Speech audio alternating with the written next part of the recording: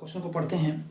कह रहा है कि एक धारावाही वृत्ताकार कुंडली के केंद्र पर चुंबकीय क्षेत्र की तीव्रता का व्यंजक प्राप्त कीजिए, इसमें प्रयुक्त नियम का भी उल्लेख कीजिए। देखिए कौन सा नियम लगेगा। अभी हमने क्या दिखा है, क्वेश्चन है कि जो है धारावाही वृत्ताकार कुंडली, यह रहा हमारा धारावाही एक वृत्ताकार कुंडली। तो देखिए जो बायो सेवर्ट थे, बायो सेवर्ट के द्वारा जो हमने नियम निकाला था, अभी क्वेश्चन नंबर जो है चौथे का जो बायो सेवर्ट के द्वारा हमने एक सूत्र प्रूफ किया है, पिछले वीडियो में है, आप उसको देख सकते हैं। उसी पर यह क्वेश्चन जो है हमारा क्या होगा, लगेगा। अब यह क्या है, उसमें क्या था, एक धारावाही चालक था लंबा। इसमें क्या है, एक जो धारावाही चालक है वो वृत्ताकार है। तो वृत्ताकार है तो इसका कुछ सेंटर पॉइंट होगा, केंद्र, ठीक है। तो इस जो है वृत्ताकार के कारण, इस वृत्ताकार धारावाही वृत्ताकार कुंडली के कारण हमको क्या ज्ञात करना है, चुंबकीय क्षेत्र का फार्मूला ज्ञात करना है। और इसका नियम जो होगा वो क्या होगा, बायो सेवर्ट की भांति होगा। वो आप क्वेश्चन नंबर चौथे का ग से देख सकते हैं। तो हम केवल इससे संबंधित फार्मूला प्रूफ कर दे रहे हैं। देखिए क्या होगा, मानते हैं इसका जो है केंद्र होगा O, इससे जो है दूरी होगी, दूरी हम इसको कहते हैं त्रिज्या R। हम यहाँ पे क्या मानते हैं, एक छोटा सा अल्पांश मानते हैं डेल EL, ठीक है। तो हमारे द्वारा जो है या बायो सेवर्ट के नियम के द्वारा जो है फार्मूला प्रूफ है कि जो अल्पांश यानी कि अल्पांश इसका हम निकालेंगे। तो जैसे हम एक देखिए यहाँ पर चित्र बनाते हैं जो बायो सेवर्ट के नियम के अंतर्गत था। इतना यहाँ हमने एक बिंदु पी लिया था जहाँ पर हमको वैद्युत क्षेत्र की तीव्रता ज्ञात करनी थी, सॉरी वैद्युत चुंबकीय क्षेत्र की तीव्रता B की गणना करनी थी। तो उसके लिए फार्मूला आया था del B equal to μ0/4 into I del L sine θ/r²। ये फार्मूला हमारा क्या था, आया था।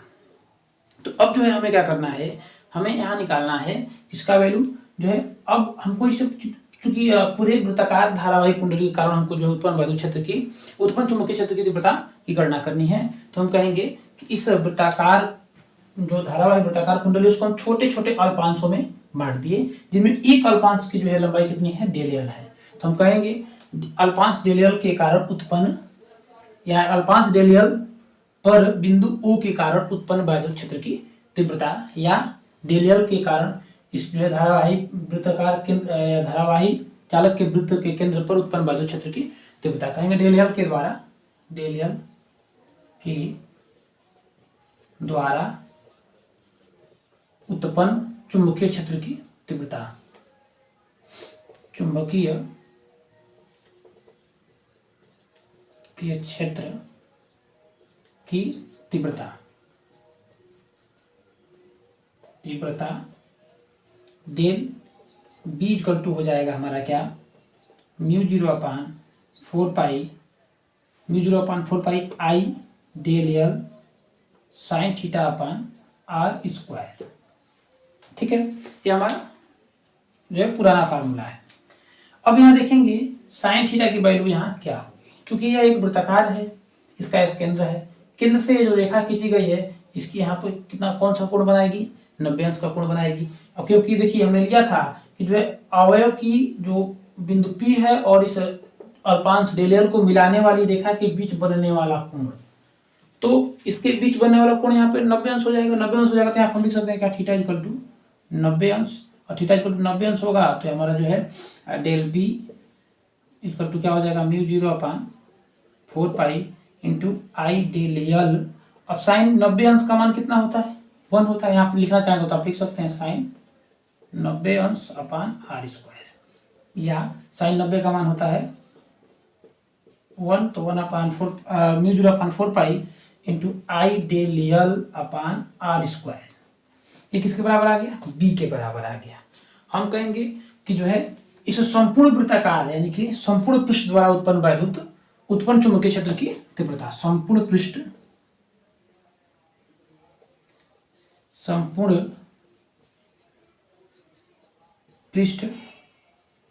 द्वारा उत्पन्न चुंबकीय क्षेत्र की तीव्रता,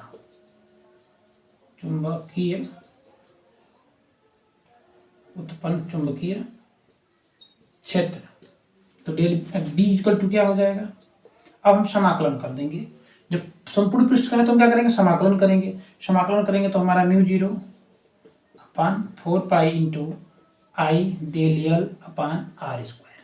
अब यहाँ आप देख पाएंगे कि μ0/4 एक नियतांक है, बाहर चला आएगा। आई धारा का मान निश्चित होगा, आर उसके बीच की दूरी है, त्रिज्या यानी को भी निश्चित है। तो सारी चीजें हो जाएंगे बाहर, mu 0/4 pi into I upon R square into समाकलन में किसका होगा, केवल डेल एल का होगा।